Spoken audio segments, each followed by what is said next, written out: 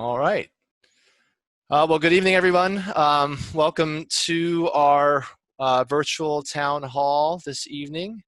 I'm Tim Smith. I'm WAFC's Executive Director. He, him pronouns. It's good to see some familiar faces and or familiar nameplates as it happens. And a lot of people I know. Thanks for joining in tonight. For those I don't know or haven't met, I definitely appreciate your interest and joining us on this call, especially to those who submitted some questions in advance, which we'll get to later on. Also happy to introduce my colleague Strat, who will be speaking a little bit later and presenting most of our material on the risk mitigation stuff that we've been working on WASC's behalf. Strat will also be doing the chat moderating over the course of the call and putting some things in the group chat. So thank you to Strat for coordinating that. We have a number of WAFC board members who are listening in on the call. At least 3 or 4 that I'm aware of. So they are in the room. I appreciate their attendance, and they'll be excited to hear the questions that some of the members have submitted and that you've been thinking about, which we'll discuss in upcoming board meetings, no doubt. This is being recorded, so we'll post it on WAFC's YouTube channel and share it out in the days to come, probably alongside the youth focus call that we are hosting tomorrow night. So a town hall specifically focused on youth issues, which is available for registration on our WAYU website and linked on a few of our Facebook pages. So you should be able to find that if you are interested in joining in on our youth call tomorrow. With that, we'll move forward to just cover the agenda we'll be working on for the next hour. After I run through the agenda, Strat will have an opportunity to present their presentation on some of the risk mitigation and return to play considerations that we've been considering. Strat has been doing a lot of dedicated work on this content, juggling updates from all the different jurisdictions that we cover regionally. Strat actually had the opportunity to present this information to some national DISC organizations this past week. So this is basically a lot of the same information that we've been sharing with colleagues who are facing these same issues across the country for other DISC orgs. So I'm very proud of Strat's work on a lot of this stuff, and hopefully the WASC community that watches this tonight and on YouTube will appreciate both the scope of these questions that we are facing and also appreciate the efforts that have been put into aggregating a lot of this information, which the club will be using to make some decisions moving forward. After Strat's presentation, we'll switch to the Q&A portion where I will answer the pre-submitted questions that some of the folks submitted with their registration for the town hall. We had 29 people registered for the town hall, but we only had a few questions. But that probably won't stop me from talking a lot about the few that we did get. I did prepare some talking points to respond to those questions, so I apologize in advance if my answers feel abnormally scripted. So typically I'm at these meetings and just kind of Q&A on the fly, so I actually had a chance to write out some thoughts, and I'll do my best to be thorough in those responses. Depending on timing, we may try to accept some questions direct from the chat from anyone who's on the call who didn't submit a question. Obviously, the disclaimer there would be that we would be kind of answering on the fly. We wouldn't have a prepared response for those. If by chance you submit a question and we are unable to answer it tonight for whatever reason, we'll make a note of it and we'll try to reach out later and get you a response. So we just want to make sure everyone's questions get some kind of response from WAFC. Unfortunately, due to the size of the call and needing to manage the time, we are keeping everyone on mute if you haven't figured that out already. So unfortunately, we won't be able to hear your voices tonight, but please feel encouraged to use the chat over the course of the call if you have any questions. We would appreciate that engagement. And finally, we will definitely push for a hard stop at 9 o'clock. And if we happen to end a bit early, hopefully that won't frustrate too many people and then Strat and I can shift focus to planning for the youth call tomorrow night. So that is the intro for the tonight's town hall. And with that, I will unmute Strat and they can present, introduce themselves and present the information on the presentation on the risk management piece.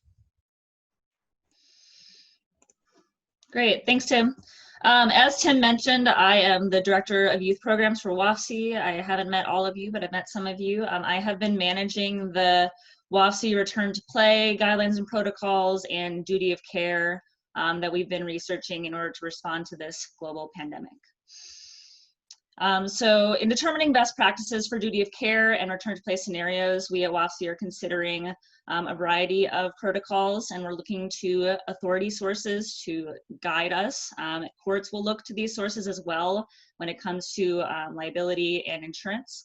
So we consulted the CDC, all the local health departments in the DMV area, all the local school districts in the DMV, and of course, USA Ultimate and the National Federation for High Schools, which is the national governing body for all high school athletic directors. So the first step in risk management is to identify and analyze exposures to loss, and these risk factors could be in a variety of sources. So first, your risk factors could be in your community, what's happening in your specific community. So looking at how the risk of transmission is or is not in Virginia, Maryland, and DC. Some other risk factors include the competition. So competition risk factors increase as you get proximally close physically and the longer you're close physically. It also increases as you increase the number of participants and as you increase sharing equipment and not sanitizing equipment. So quickly, USA Ultimate has a pretty great graphic for this. So you can see as you are further away, 30+ feet, you're safer. As you get within 6 feet, less safe. Same thing if you're just throwing with a partner or someone from your household, that's the safest you could be. There's more risk as you add more and more people, up to the riskiest is 50+ people. And again, the least risky is not sharing equipment. The most risky is sharing equipment that you are not sanitizing. Risk factors could also be sport specific. So for ultimate or basketball or sports where you need to play one-on-one defense, the physical closeness of players, breathing excessively near each other, again, the amount of shared equipment, and the ability to engage in social distancing or not when you're not engaged in the sport. Team specific could be the age of the player. So for the youth programs, we're worried about players 10 and younger who maybe cannot maintain social distance. But we also want to worry about the community members who maybe are at higher risk of developing serious disease. And teams or leagues could have different team sizes depending on the format of your league. Additional risks include having non-essential visitors at your practices, leagues, or programs, as well as spectators or volunteers. On the youth side, we'll be thinking about, not allowing the spectators or asking parents to observe from their cars. And additional risks also include traveling further and further outside of your local community.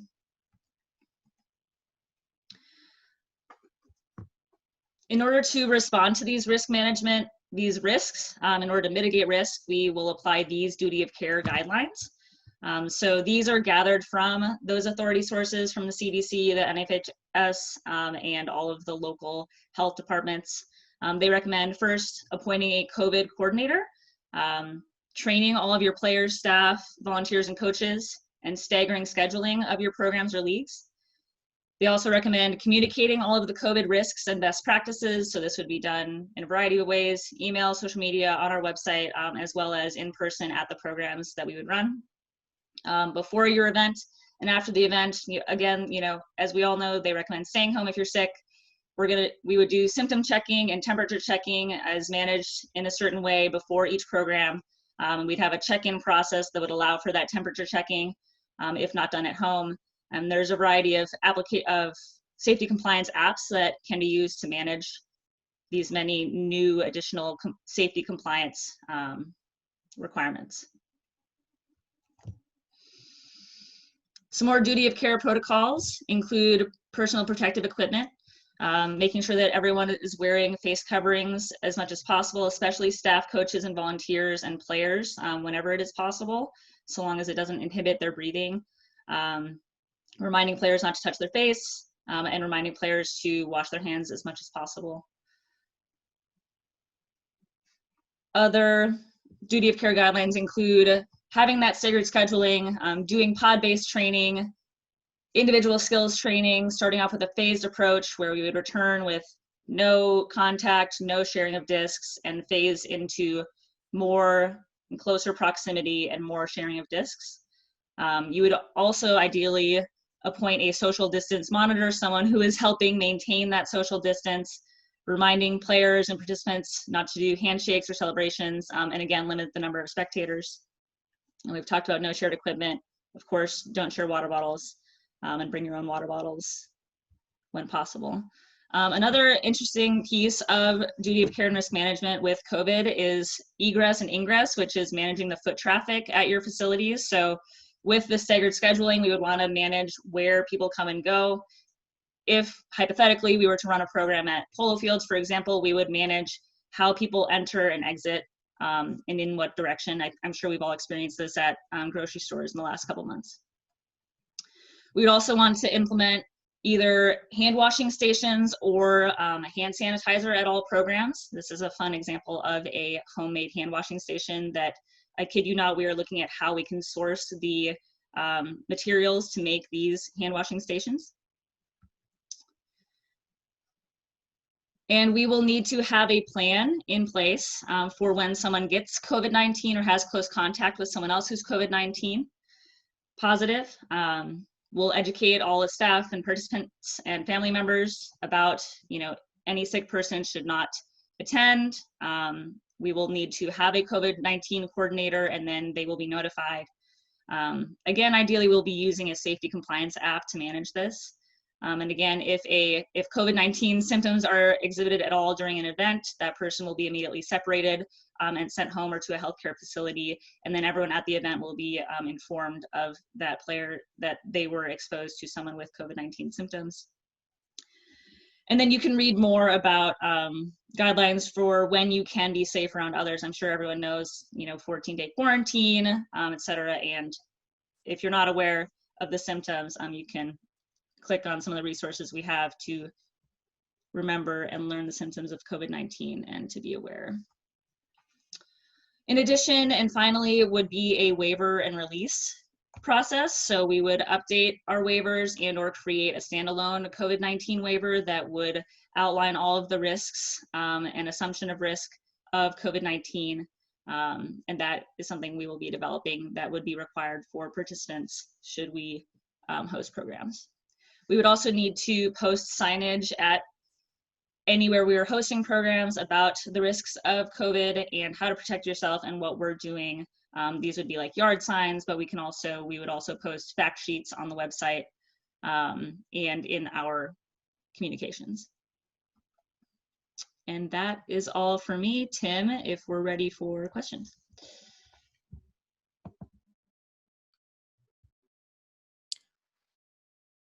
Cool. Yeah, thanks, Strat. So the first, so we did get some pre-submitted questions. We're going to go through those. Strat will read the questions out and put them in the chat, as well as so people can read them there. We do have a question in the chat. Actually, that's a private question I'll respond to later. I'm not sure what that means, actually. But anyway, let's move to the Q&A portion. Strat, go ahead and toss out this first question when you're ready. Can you hear me? I can. Yes, great. The first question comes from Jillian Banner. How can we make Pickup Ultimate safer during COVID-19 once we start playing again? Right, and this is, I think, the perfect sort of transition from all the risk mitigation stuff that Strat just presented on. And is perhaps the timeliest question that we are facing as a community in this moment. Various pickup groups are chomping at the bit to play and gearing up to play. The few that I'm engaged with on Facebook in our region, I've chimed in on sort of WAFC's updates and what we've been working on, and just trying to stay up to date on what folks are thinking and discussing in terms of playing pickup again. just today on Twitter, I came across something that's going on in the Pittsburgh Ultimate community about folks trying to play pickup and sort of the community's response to that. And obviously the sort of the cancellation of the club series over the past week. I think people are obviously going to be thinking about pickup or looking to pick up as their sort of only outlet to play moving forward. So pickup is sort of the timely question of the moment. WAFC's official position continues to be that we advise against any activities, any ultimate related activities, which could pose risk of transmission. So as an organization, that's what we are advising. That said, we recognize that some of the language being used now from some of the phased reopenings in local jurisdictions has language that might make some ultimate related activities start to seem permissible. So that is becoming, I think, a little bit of a challenge that's enticing people to consider if they could play. Also, some field venues are starting to like put out requests for permits again. So certainly there's some momentum building around us that's offering an opportunity to play through field authorities and local governments. I feel compelled to kind of mention what we're sort of witnessing in some other states that may have opened earlier than others and may have also had ultimate start up in those states. And now many of those same states are sort of reimposing restrictions due to increase in transmission and hospitalization. The one example I know about specifically was a summer league in the Dallas area had planned to actually host a summer league and had done registration. And I think just at the 11th hour, they suspended their first night of games because of the sort of the increased COVID spikes in Texas that are going on right now. So people are being tempted to play, and you know, even when that's happening, I think we're seeing people caution prevail, and people sort of cancel those plans. So in terms of the question of once we start playing again, I think that's the catch, is like, when would we start playing again? And certainly groups are trying to calculate that right now, and without really any clear answers on when it's safe to do so. In terms of the safety elements, obviously, I would encourage any groups in our community, non-WAFC groups, to consider all of the risk mitigation stuff that Strat just presented. The catch to all of that, of course, is that they mitigate risk, but they do not eliminate risk entirely. And the hard reality to this question of when we can start playing again is that there is no safe. There's only degrees of safety right now. This is what WAFC is going to be wrestling with, and this is what I would sort of encourage any local group of players to consider. I think the other hard reality is that even when we feel like we know the best risk mitigation protocols that can maximize safety, we actually have to have the plans and capacity to implement them, and that is a pretty heavy lift, even for an organization like WAFC, which has 2 full-time staff and resources that obviously no one else in sort of the DC region, at least, has. So there are a lot of really great volunteers out in our community right now who are being really sort of thoughtful about these questions and have been reaching out to us, to Strat and myself, sort of looking for guidance on a lot of like the safety protocols. But I think in many ways they're also sort of expecting a reassurance that certainly we can't offer them.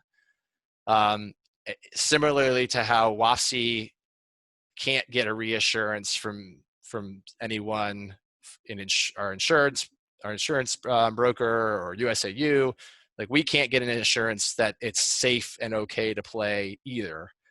We're just dealing with different degrees of safety. I think the final note on this is just the fear that any organization or any group of players that goes out to play, as soon as possible, potentially could cause a setback on timelines for sort of just the overall return to play in our region. But even more than that, we obviously would just hate for anyone from our community to to suffer illness or, God forbid, death, or their household members or their relations, or you name it. So it's the community stewardship part of it is sort of where we keep falling back to, and hoping that if nothing else, we are considering the safety and welfare of our community above all else. That's not a great answer to Jillian in terms of how to make pickup safe and when to start playing pickup. This is obviously tricky stuff, and I think we're used to making hard decisions on behalf of sort of the DC Ultimate community, but this is territory, obviously, that is obviously completely new to us as well. I actually wrote a article from my own perspective that Ulti World published a couple weeks ago, which I think kind of tried to explain the challenge I think that we're all facing for people like me and Strat that are doing this work. So if you haven't had a chance to check that out, I would appreciate if you looked at it and shared your thoughts. So that is that first question. It's, like I said, I will certainly maximize as much talking as I can from the few questions we received. So thanks for your question, Jillian. And Strat, I think we can move on to question number 2.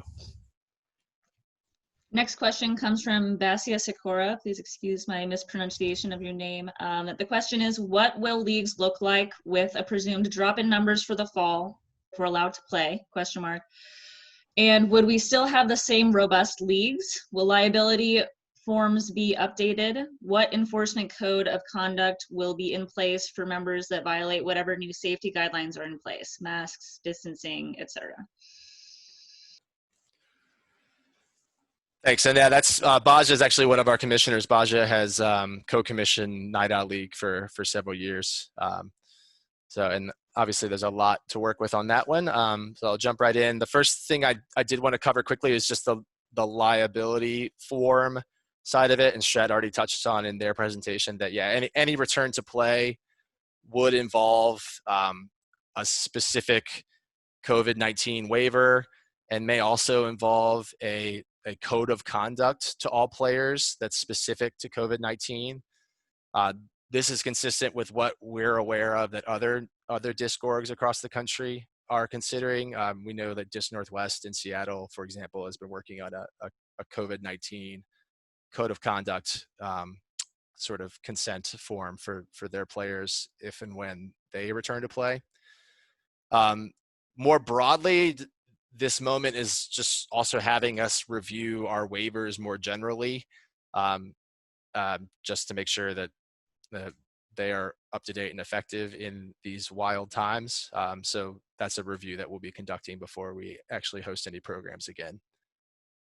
In terms of the enforcing a code of conduct, that's a question we don't really have an answer to yet. As Baja actually knows, we have a sort of a tentative conference call set up for league commissioners, adult league commissioners, in about 10 days. And that's when amongst the adult commissioners, we'll start talking more specifically about risk mitigation stuff and sort of gauging with commissioners their own hopes and dreams and concerns and questions for sort of managing a lot of these things on the ground, which they would be helping to support as volunteers who run our leagues.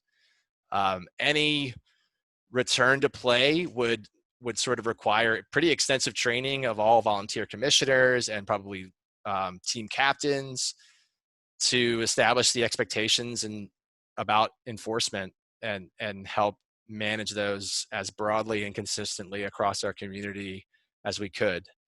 But all those are dominoes that would fall later, sort of if and when WAFC basically confirms its return to play and all the timeline for planning out the actual implementation of those programs. So those are questions to deal with down the line. In terms of what our programs will look like and how robust they will be, the honest answer is I don't know. A lot of that I think would depend on the timing of when WAFC might attempt a return to play.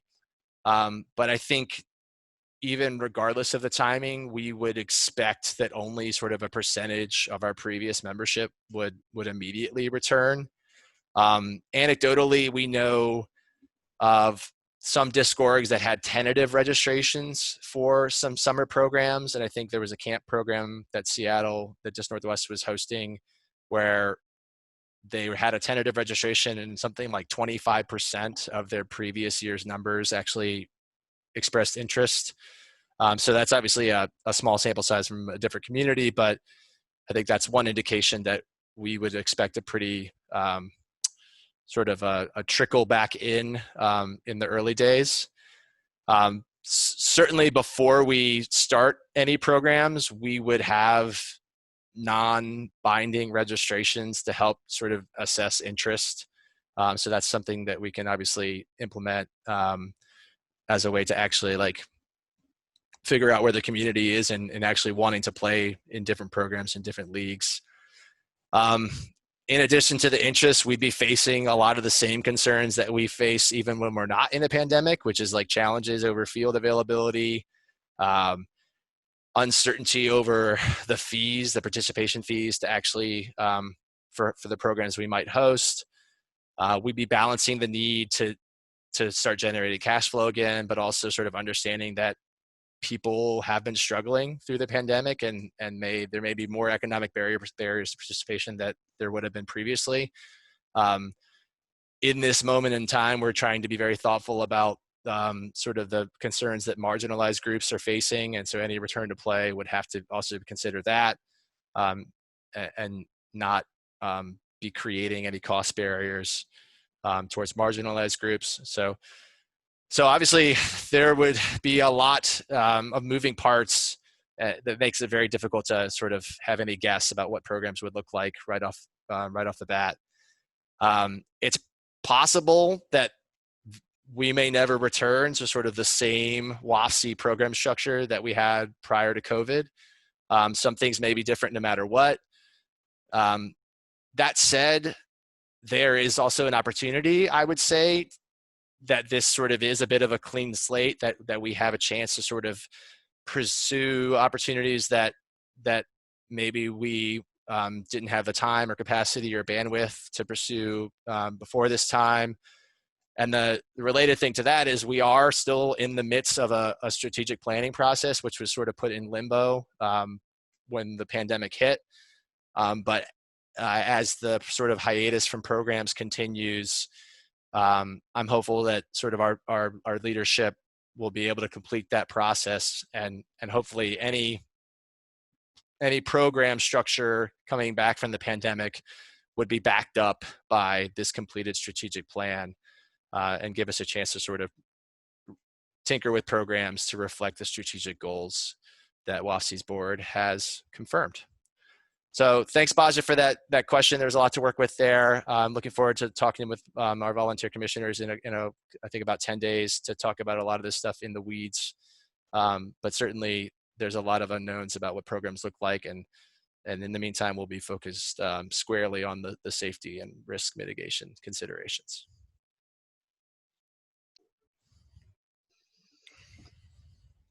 All right, next question comes from Lucia Schaefer.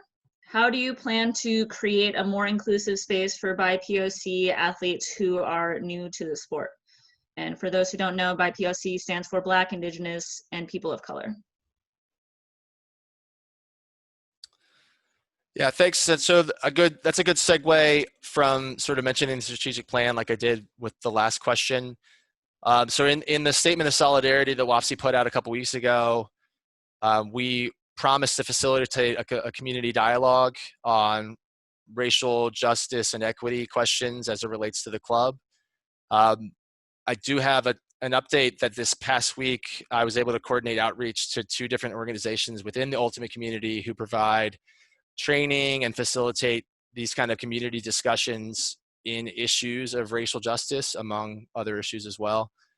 The next step would be setting up consultations with those groups so that our board can sort of have options and recommendations on how to move forward with that dialogue.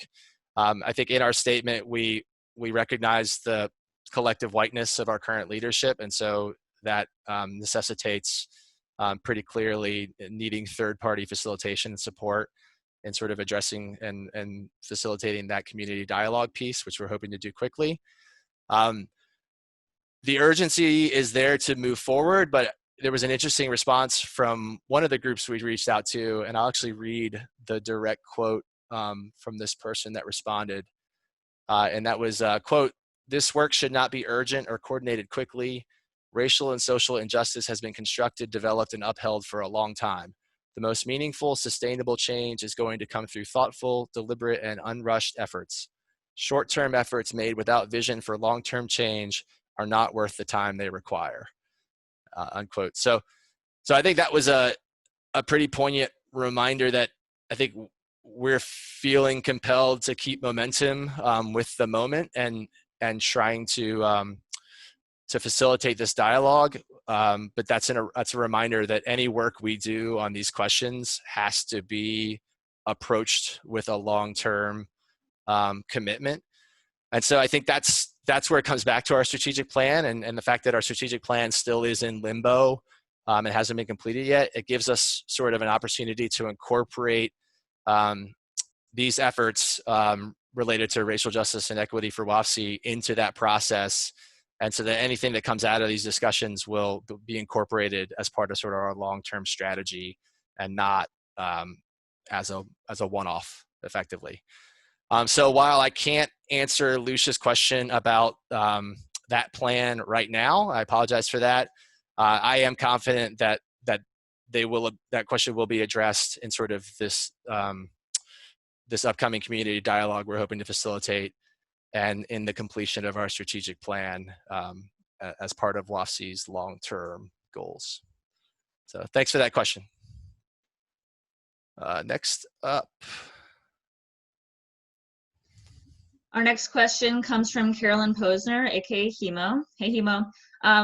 She asks, I know that COVID has had significant financial implications for USAU. How is WAFC's financial picture, and how can the larger DMV Ultimate community support WAFC during this period? Yeah, so I think obviously so Hemo references USAU's recent announcement, and for those those listening who may not have heard about that or read that, USAU just announced that they are actually going through a period of staff furloughs. So obviously, I think that if people are seeing that it's happening to USAU, I certainly understand why people would be potentially curious or concerned about WAFC's financials. I am happy to say that, just sort of on the virtue of a healthy balance sheet that WAFC has had over the years, we have been pretty well insulated in the first few months of the pandemic. I know right off the bat, some other sort of colleague discords across the country were forced to do immediate furloughs or lay off staff. But we had a much stronger starting point in terms of financial resilience. And so the first few months have not been as dire for us, which is obviously, I'm very happy to report. We did start the year with some pretty good participation numbers for our winter 2020 leagues. So in terms of sort of cash flow coming in from our programs, we did get a good start for 2020. So that's when the pandemic set off, we were not sort of in any bad position from an annual trending basis. WAFC did apply for and receive a PPP loan. We got that in late April, and that did cover about 2 months of payroll. And we're broadly aware and keeping track of the possibility of additional federal assistance programs that might be coming down the pipe. So certainly we would jump on that opportunity if it looks like there's going to be another wave of federal assistance. We hosted the spring fee donation campaign for our spring programs, which folks may remember, and through that we were able to claim roughly $3,000 or a little bit more of spring program fees that people donated. So that was a nice boost from our community. We essentially got all of our field refunds, or all of our payments, spring payments for fields, either as refunds or credits. So getting a lot of that cost back certainly helped the club. We've been pretty effective at scaling back every bit of overhead possible. So certainly we are able to run the club without much overhead beyond just our pure staff costs. We had also been expecting to operate at a bit of a loss in 2020 anyway, just as we were developing longer term plans to sort of fund our second full-time staff through annual operating revenue. Obviously, this is a completely different situation that we were not expecting, but the fact that we were sort of anticipating to operate at a loss for 2020 indicates that we were in a decent position to start from. Certainly, this is different times and whole different situation to manage. In terms of Hemo's question on how the DMV community can support WAFC, first off, thanks for asking. What members can expect, I think, in the months to come is that we will be stepping up some more direct sort of fundraising campaigns. Folks may have seen other sort of campaigns that Discords have run.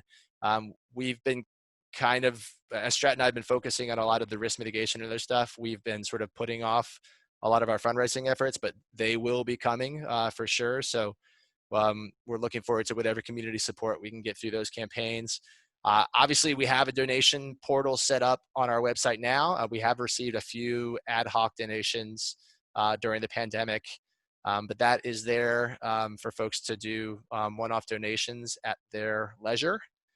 I think the final thing in terms of what people can expect is obviously when we are considering returning to play, it's up in the air what we may need to be considering for sort of things like player fees, especially as we're trying to factor in additional costs for the risk mitigation stuff. So I think we would just ask for patience and understanding from our community that if fees for a program do have sort of significant changes, obviously we hope you will understand why, and we'll do our best to explain why. But any sort of patience and understanding from our community at that point would be appreciated. And again, we would take special care to have considerations for the marginalized folks and the economic barriers that might be out there, so that any potentially higher fees are not leaving people out in the cold. The other big way to help is to volunteer, and there's still lots of volunteer opportunities for WAFC. There are some very specific services that you could help us with in this moment in time. Legal consulting help. If anyone wants to help dive in and review WAFC's waivers, certainly we would love for any expertise in that area. Medical expertise, I think obviously is super relevant, of course. A lot of the work that some of the other Discords have done in their return to play stuff has been in partnership with like hospitals, where there's connections to the Discord and sort of health professionals. We haven't really sought out that kind of expertise yet, but certainly we will be seeking that out in the days and weeks to come. And then also volunteer expertise on sort of other ways the club could pursue gaining revenue, whether it be through writing grants, corporate sponsorships. Certainly we would benefit from some dedicated volunteer support in those areas, especially as Strat and I are trying to keep our heads above water on all of the fun risk and liability questions.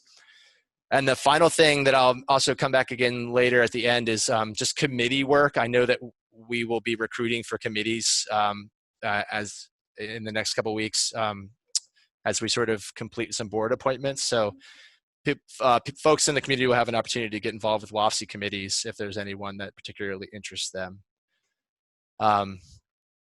So lots of ways to help and get involved, either financially or with your time as ever. The final thing about it I want to share to Hima's question is just covering our staffing situation. Our board on the onset of the pandemic guaranteed myself and Strat for a 6 months period of time. And then that was actually extend through the end of the calendar year, sort of after getting our PPP loan and managing the first few months of the pandemic. So Strat and I are guaranteed through the end of the calendar year. That obviously involves a financial commitment from the club. And certainly we will be pursuing these fundraisers to help mitigate that that expense to the club. Certainly keeping our staff around for as long as we can has some advantages. So all the dedicated work that Strat and I are working on with safety and risk does mean that if we do decide to return to play, we'll be as ready as we possibly can.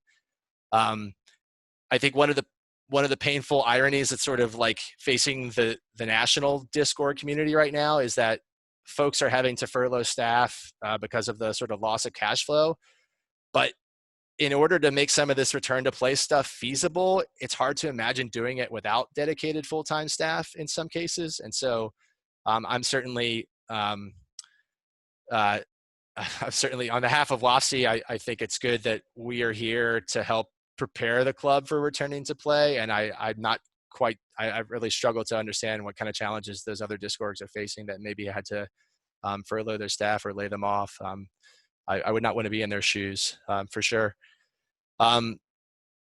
Keeping the staff on board obviously allows the board to continue to work on their high-level work and strategy and sort of address some governance questions. We have an interim president. Our recent president, Sarah Stubbs, has rolled off the board. We're filling 3 new board appointments. So the board is going through a bit of a refresh as well, and that does take a lot of work to manage. So the board has been hard at work on that over the past couple weeks.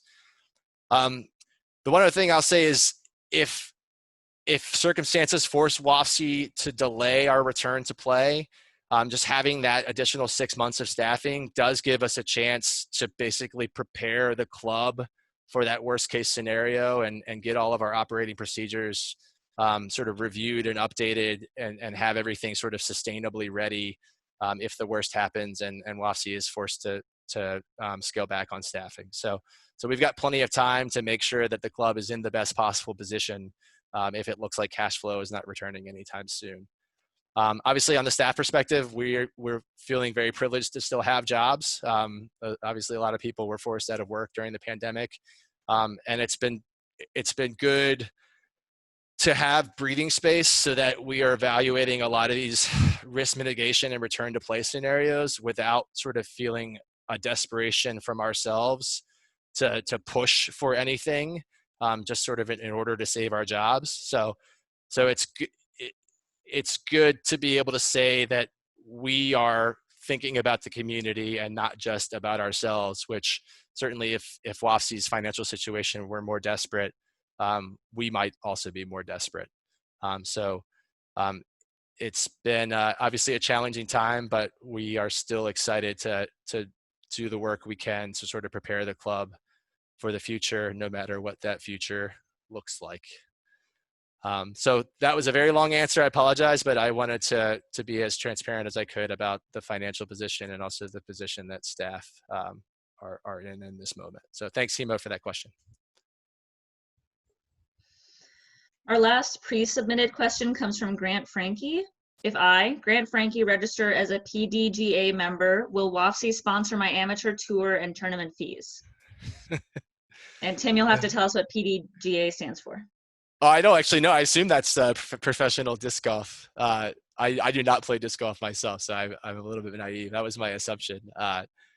And so, yes, I'm happy to answer that. Thanks, Grant, for giving me something a little bit happier after the gloom and doom of talking about financials.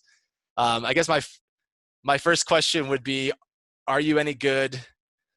My next question would be, if you start cashing tournament checks, maybe we'll get in on the ground floor with a sponsorship.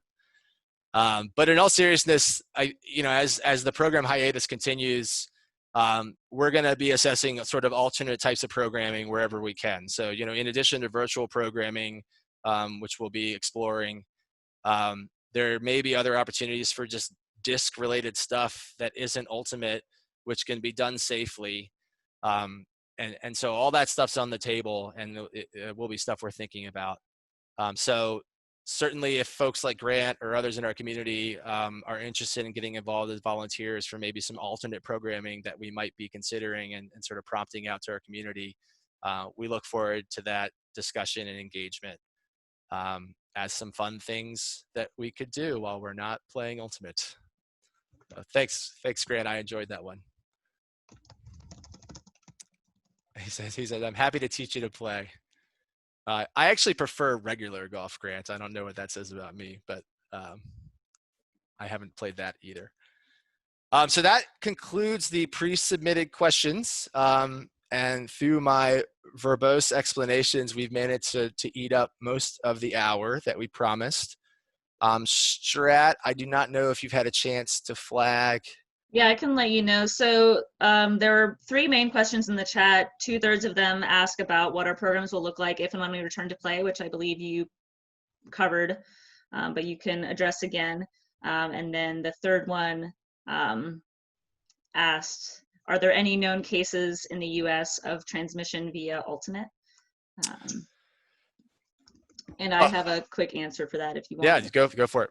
Well, first of all, if you apparently if you Google search COVID transmission ultimate frisbee, the first 2 things that pop up are WAFC and then Tim Smith's article. But I'll also share here in the chat a slide deck from USA Ultimate. They presented a ultimate in the time of COVID. And I can share my screen really quick. Here we go. So they just present about, we all know about the person-to-person spreading, but that specifically the virus peak shedding happens before symptoms begin. And so they specifically show, if it will go to the next slide, a frisbee, that the virus survives on surfaces for days and potentially in hours, and on plastic for 6.8 hours. And I know a lot of folks have responded to us that, it's less dangerous outside than inside. Yes, that's true. But this is just what we are working with.